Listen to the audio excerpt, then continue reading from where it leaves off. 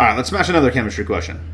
This one says the dirigible Hindenburg had a gas volume of 1.4 times 10 to the 8th liters and was filled with hydrogen gas.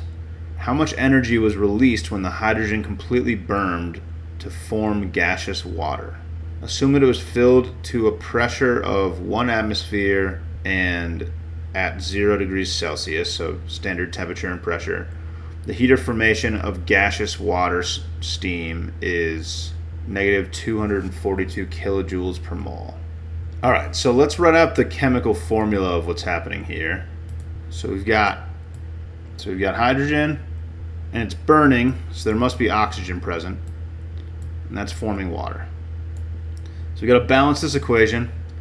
Well, we've got 1 oxygen on the right side and 2 oxygens on the left side, so we must be doing this to double the oxygens to balance this equation.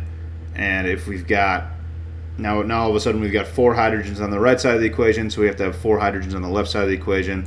So I put 2 in front of the H2. Now we got 4 hydrogens on both sides, 2 oxygens on both sides. Our equation's balanced. So we're looking for how much energy was released, and we've got this heat of formation, which has kilojoules in it, right? It's negative 242 kilojoules per mole. So if we could multiply this value by the number of moles of water that were produced, we would get the heat that was produced. So what we want to figure out, ideally, is the moles of water in this situation. Well, we're given liters of hydrogen. So let's do dimensional analysis to work through this problem. I have to somehow turn liters of hydrogen into moles of water. So you got 1.4 times 10 to the 8th liters H2. So in order to turn this into moles of water, I'm going to have to turn liters of H2 into moles of H2 first. So let's do that. So I know that there's 22.4 liters of any gas at STP per 1 mole of that gas. It's going to allow me to cancel out the units here. So we got liters canceling. We made it to moles of H2.